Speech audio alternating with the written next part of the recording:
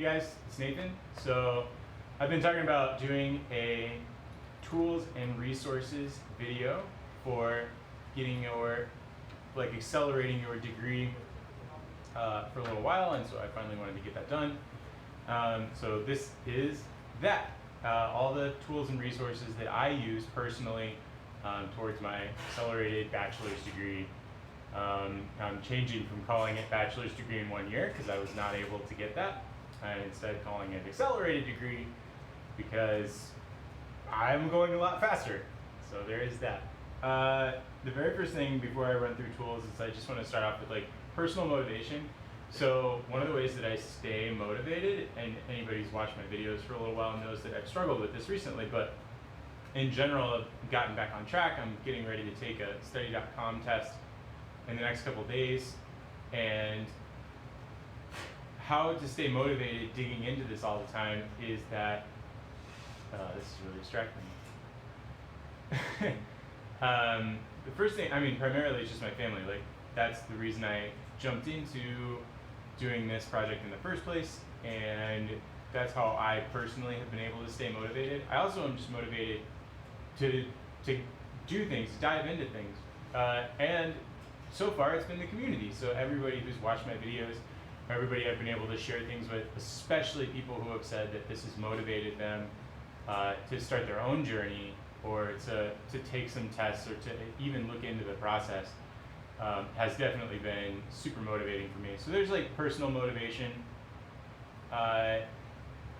family, friends, and the community that I've been able to build with doing this, keeping this diary, and shooting it out there for people and getting into conversations and stuff. So I don't know what these motivate you, but those are for me, and I found those to be very successful.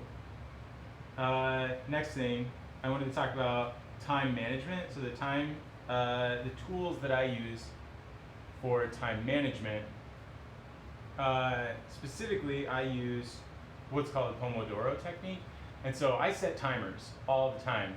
And in order to do that, so Pomodoro, the whole idea of that is you have periods of intense work and focus, and then you take a break.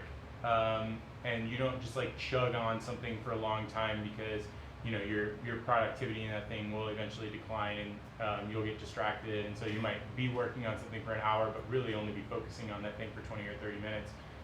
And so I use the Pomodoro technique. And for me, the standard Pomodoro is 25 minutes, I believe. For me, I personally can't focus super hard for 25 minutes. So I actually do 15-minute intervals.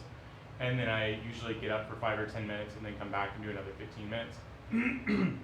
So I'm normally able to do 2 to 3 sort of sessions, an hour. And then also only for an hour or two before I need to get up and take a longer break, or just shift focus to something else entirely. In order to do that, my favorite place to run a timer is timer-tab.com, and this is what that looks like. And so if you go to timer-tab.com, you can start a timer. You can open up multiple timers if you open up different tabs. My favorite thing about this is that it continues running this timer because it's a cookie in your browser. And so if you close this tab and then open the tab again in a week, the timer will still be running. So that's really cool. Also, you can set it as a stopwatch, and you can set it as an alarm clock. So this is one of my favorite timers. There are other ones out there. This one is mine. So that's my favorite timer. There's also just the Google timer if you need to throw up a timer real fast, which is you just search for timer, and then on Google they just give you, I went to timer.com instead of just timer. They just give you this quick timer, and you can press this button, and then also it has a stopwatch here too. And you can make it full screen and whatever. And this one does go away if you forget about it. If you even forget about it and switch tabs or switch windows for 20 or 30 minutes while the timer is not necessarily supposed to be running, then it'll forget that it's supposed to be running. And so having this one for 2 hours or something, and then swapping windows, and then I find that it constantly resets itself. So I actually don't like this timer for more than 5 or 10 minutes at a time. The other two things for time management are to set aside time specifically, just like you would for a job or whatever else, that you have to show up. And during that time, from, let's say from 8 to 9, or from 8 o'clock at night to 11 o'clock at night, or whatever time that it is that you set, that's the time that you're at work at that thing. The other thing is, it's good to pick a place. So for a long time, I would go specifically I worked in a co-working space, which actually is still above us, called Zosco. They're awesome. But that was my place. I would go to that location, I would use one of the quiet rooms there, and that was for 2 hours in the morning, from 8 o'clock to 10 o'clock in the morning. That was my space to do school, and I really just didn't bother with school outside of that space. I made a lot of my videos in that co-working space, and so a lot of you have probably seen that space. But in order to stay sort of time management, have a place, have a time. Now you might not be able to have as free ability with like places to go as I have, but at least have a time and really remove other things. One of the reasons that people who go to the gym find their time in the gym very successful is because there's literally nothing else to do at the gym other than work out. So you can pretty much sit around or you can work out, and those are your only options. If you're going to sit around, why would you even be at the gym? So just going into a space where it's dedicated to that thing, and that's all you're doing, even if that's just like a little 2x2 corner in your room or something like that. Okay, so next thing was personal organization. So in order to stay organized, we've talked about this, one of the primary tools that I use is just Google Drive. I keep all of my document storage in here. It's all cloud-based, so I can access it from anywhere. That way I can, any documents that I need, and Word documents convert over to Google Drive documents. Not well backwards, so if you need to write things, I actually recommend copy and pasting rather than like downloading and converting to .doc format. But writing here is great because it saves and it's everywhere. It's quick to open. You can access it on your phone. You don't need like Microsoft on your phone. It's pretty much, as long as you have a browser, you have this word editing, this text editing software. And so Google Drive I use almost exclusively for my cloud-based storage. You have up to 15 gigs for free with every Google account that you have. So I mean, whatever, and making Google accounts is also free. So you potentially can spin them up forever, but you can also pay. It's a relatively small fee, like less than $10 a month, and you get a whole terabyte. And if you can use up a terabyte for school, then wow. So there's Google Drive. The next thing, which also is contained within Google Drive, is just spreadsheets. And I should mention that Google Drive, like I said, comes free with every Google profile, and you get to it by just going over onto the side of your Gmail account or your Google account, google.com. There are these little buttons right here, and if you pop them open, then Drive will be in there. And then also you can just go to drive.google.com, and that'll get you to your Drive. Spreadsheets. So this is my degree program. Spreadsheets are fantastic. You can use spreadsheets for just about anything.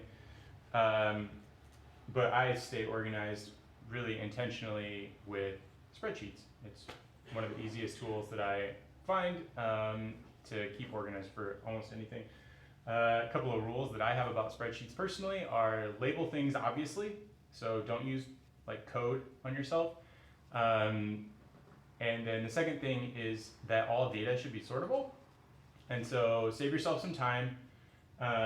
Don't put lots of different information into each cell and column, right? So dedicate a row to one piece, one type of information, and that way you can have multiple rows, and that's relevant for that particular line. And you can have multiple columns, and then everything in your sheet is then sortable, so you can find any information that you want quickly. So like now I can just sort this entire thing, and I know that now I can see what's going on with my sub requirement descriptions. So these are all my sub requirements in this order. But if I had tried to put this, and this all into one column, then it would not be easily sortable information. It would be really jumbled. So information in spreadsheets should be sortable, but use spreadsheets, they're awesome. The next thing is, in order to stay sort of on top of things, I use something called Kanban Flow. Now, I don't actually use this particular software anymore, but it's been a super useful thing that I was using for a long time. So basically this just sets up, again, it's very much like a spreadsheet, but it sets up multiple sort of boards in a line. And you could also do this with just with a whiteboard, but you can link things here, put pictures, or write stuff, or attach documents, or whatever. And so kanbanflow.com has been really good for that for me, and you can set due dates for things, and it'll send you email reminders, and it's a pretty solid piece of, again, browser-based software, so you can get it from anywhere. But I really like this flow. Sort of, you can see here their example, like to do, due today, in progress, done. And you could set this up for a class, or you could set this up for study, or whatever. And that way you can have, and you can set up boards however you want. So it doesn't just have to be those particular columns, and you can have 20 columns long. And anyway, again, it's just a spreadsheet, but it's a very interactive visual spreadsheet. The other thing that I use is called Asana, and I've actually moved from using Kanban to using Asana. So Asana has the ability also to do Kanban if you want to, but I have found Asana to just be much more like robust, and I enjoy the platform much more. So you can see I have my school stuff here, and I have my diary videos, and I have my own Kanban board inside of Asana. So this is idea for a video, and this is time management and tools for that, and study tools and resources. This is now moving into this column, video to shoot, which I am shooting currently. And after this, I'll move this over to shot video to upload. And once it is uploaded and I've done all my description and tags and stuff on YouTube, then I'll move it over here to done. And then I'll apparently need to come up with some new ideas, because these are pretty much done. So I love Asana for that. You can get a free Asana setup, again, if you just go to asana.com. And mine's going to default to mine, but here you go. If you just go to asana.com, you can log in or get started, whatever. You just put an email, and it'll give you one free board and one free organization, which is fantastic. The way I have found to be the most successful use of it is so you can set up different teams, and then within those teams you can have projects, and within those projects you can have, let's look at a list one here, if I have any. Nope, I'm using Kanban for everything. That's okay. You can have, in this project, you can have a task, and then in that task you can have description, links, comments, whatever. And then you can also make subtasks, and you can make subtasks, and whatever. So you can assign yourself to things and set due dates, and it'll send you reminders.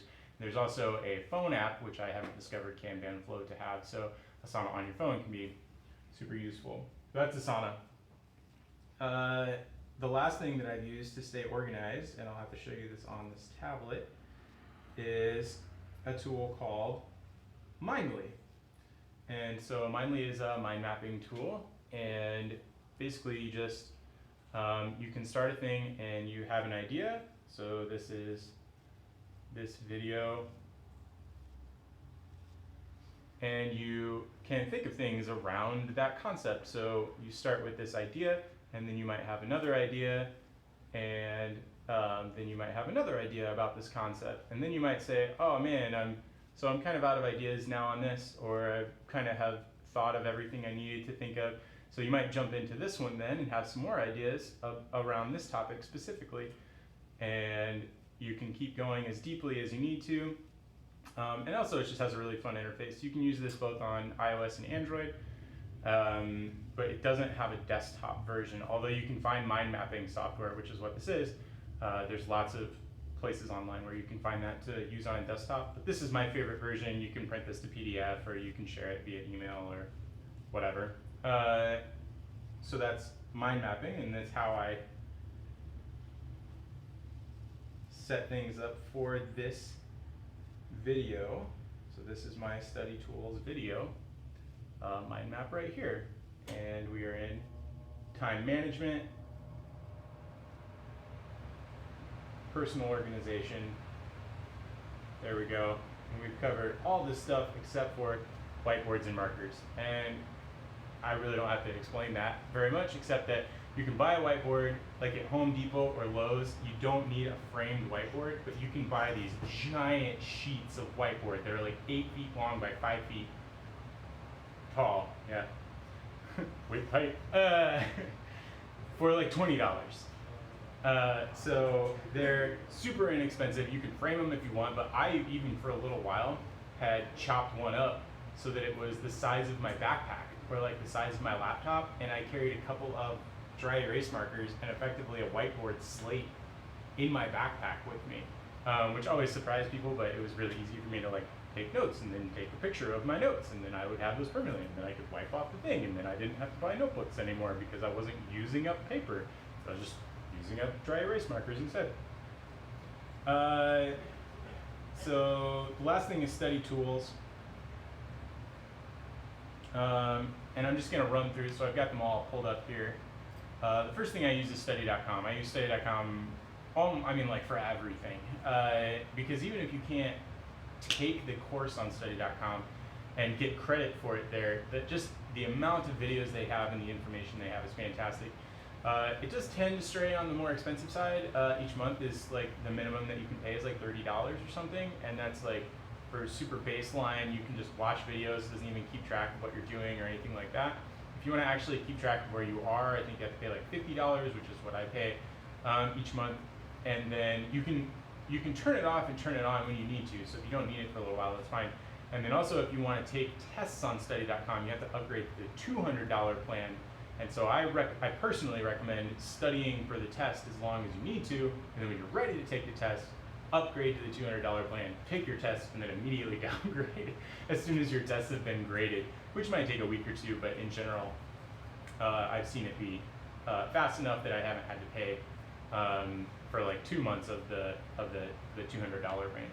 So that's study.com. I've done other videos on study.com and some ideas about this, and I'm about to take another test on study.com, and I'll do a recap video of that test as well. But I found this to be a fantastic resource, pretty much for any studying that I need to do for almost anything. This is the DSST practice exam website. So specifically, if I want to take a DSST, this is where I start. And I've done a video on how to find and how to study for DSSTs and CLEPs and the ones that you could potentially pass and the best resources to use, and I've talked about this website before. And so, but on the DSST, so it's getcollegecredit.com is the actual website, and then to take practice exams, it's DSST_practice_exam, DSST practice exam. They have all of the DSSTs listed on here. You can take a practice exam for any of these tests. Practice exams are $5, and they really are like taking an actual test, except usually the questions are from like 2 years ago. So it gives you a fantastic idea of what level of conceptual knowledge in that segment of learning or education that you have, and where you might need to go learn. But it really doesn't give away, and again, I've talked about this before, they only have 5 or 10% maybe of very similar questions on the current exams. They really do change them every year. And so you're maybe 1 out of 20. You're gonna find a question that's on this exam that you're gonna find almost that exact same question on a current exam. So in general, this helps you understand what you need to study for and if you could pass a test. But it doesn't tell you exactly what the questions are. So there's no point in copying the questions on here and then taking those to the test. It's not gonna help you at all. But I have found taking the practice exams on this website to be extremely useful. In fact, possibly one of the most important ways that I could tell whether I would actually be able to pass the test or not. So that's for DSSTs.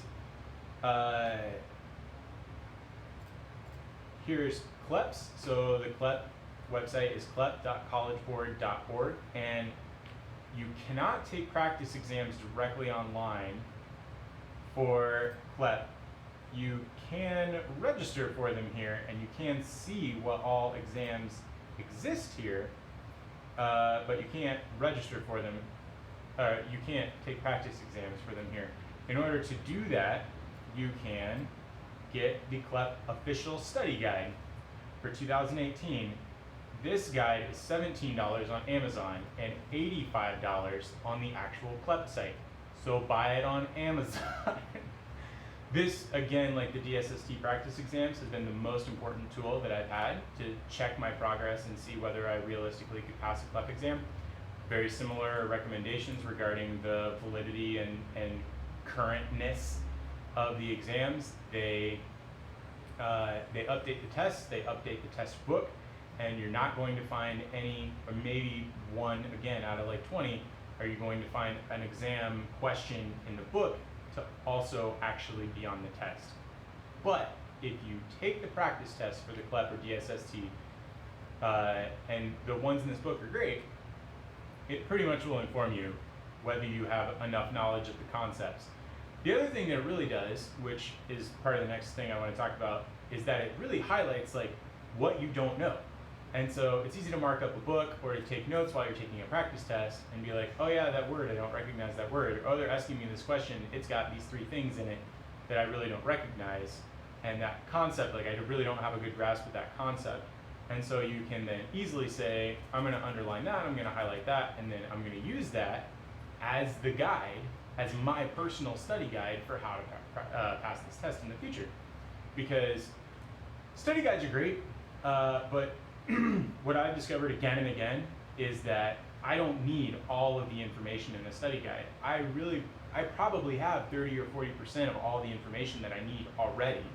In order to pass a test, I only need about 70% of all the information, which is probably already more than I'm going to retain if I took an actual course. And then, so in order to get that gap, I don't want to repeat what I already know. I only want to get the information that I'm missing. And the only way to know what information that matters that I am missing from a CLEP or a DSST or a StraighterLine or a Study.com exam is to take a practice exam and to see literally what it is that it seems like I'm missing, and then go study those things specifically. So building your own study plan is going to be the most useful, fastest way that you can study for any of these exams, or really any exam in general. You can take a practice test, do it, it's the best. This is the book that you can buy and you can get it on Amazon for $17. If you want to just practice CLEP in general, here is freeclepprep.com. Same warning as with the practice exams. They don't really update this website anymore, so it's got a lot of good tips, tricks, flashcards, blah, blah, blah. Really great links and resources to other things to help you study concepts. Is really not kept up to date, and again, like can't really point you in the right direction when it comes to what's on the current exam. And fun fact, like the current exam is not the exact same every single time. It's not like you have to answer 80 questions and those are going to be the exact same 80 questions every single time you take the exam. They do a pool of like 400 questions, and it's randomized which ones you get. So you have to take the test 6 or 7 times and bomb it, and that's so expensive. So like, study the concepts. Don't try to go bomb the exam, mark it all down. You want to study concepts. You want to see what you're not getting on practice tests, and then study those concepts, and then you're going to go in prepared for the exam, instead of trying to answer a specific question one-for-one. So Free CLEP Prep is a great resource and has links to a lot of other resources that you might need. CLEP Guinea Pig, this guy just got a hold of me, and what he's doing is pretty cool. So he actually is going and bombing tests for us. And then he's giving us a quick recap right after he does that test. I don't know that he's intentionally bombing the test. He's basically just going to see how well could you do on a test if you don't study at all. or for him, if he doesn't study at all. And he sort of self-professed the idea, like, he's not super book smart, and so he's sort of like an average person who's going in and taking a test right off the cuff with no study, and like, how close are you gonna get? And he basically is scoring right in the 30s, and you really only need a 50 to pass. What he's effectively showcasing is, hey, again, you really only need 20 or 30% more information than the average person probably has just like in their brain already. And so then he does quick recap videos of all the tests that he takes. He's taken a bunch, which I don't know if he's in the military, so I don't know if he gets these for free. I actually think they don't offer free for military. Maybe they do. I know they do for DSST, but he's gotta have spent like $1,500 on this, or $2,000 or something over the last year. Anyway, his videos are pretty good, and he's a really nice seeming guy. So, Clep Guinea Pig on YouTube, and he just posted a video like, I don't know, earlier today or something, or yesterday. So he's still pretty up to date and doing stuff, and he seems like a fairly nice guy. So Clep Guinea Pig, he recommends Chegg. I personally haven't had a ton of success with Chegg. Again, it's a little more specific and a little less conceptual, and I find studying concepts to be the most useful thing rather than studying in particular like very specific things. But the Clep Guinea Pig guy, his name's Mark West. He really recommends Chegg. It's been okay for me a couple of times, but for me in general, just general YouTube has been super successful for me. If I want to learn about a concept of a thing, like say I now follow Stephen Mishuk for learning about programming, and I follow NerdWriter1. And if you don't follow NerdWriter, that's a mistake. And I follow Method for learning about World of Warcraft things. So YouTube is a fantastic resource. That is where I am. And the last thing is just straight up Google. I mean, like, never underestimate the power of the people who are indexing most of the internet and then have algorithmically programmed things to give you exactly what you want if you just type it into this bar. Like, it's like magic. And so, and I don't, like, I can say that from a scientific standpoint. I work with this and ranking people and whatever every day. That's what I do. I work in digital marketing, and we do SEO and SEM marketing, and that's like the backbone of everything we do is get you found where people are looking. And where are people looking? Right in this bar is where people are looking.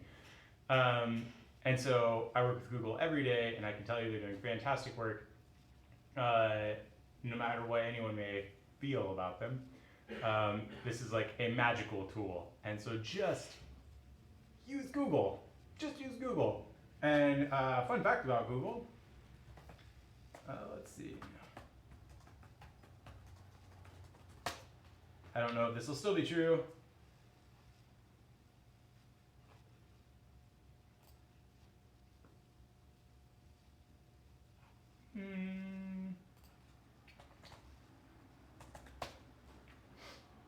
Oh yeah, bachelor's degree in 1 year.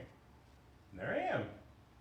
And now I'm gonna have to change it to accelerated degree. So anyway, these are all of the tools that you need, or that I need, and that I feel like you would probably need.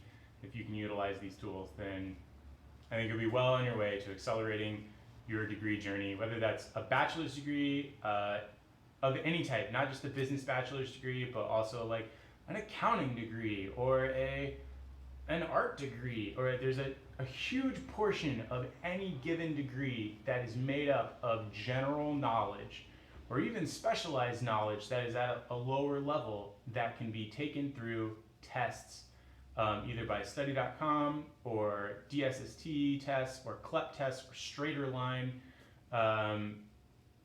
All of these things, like it's just not that super high complex stuff.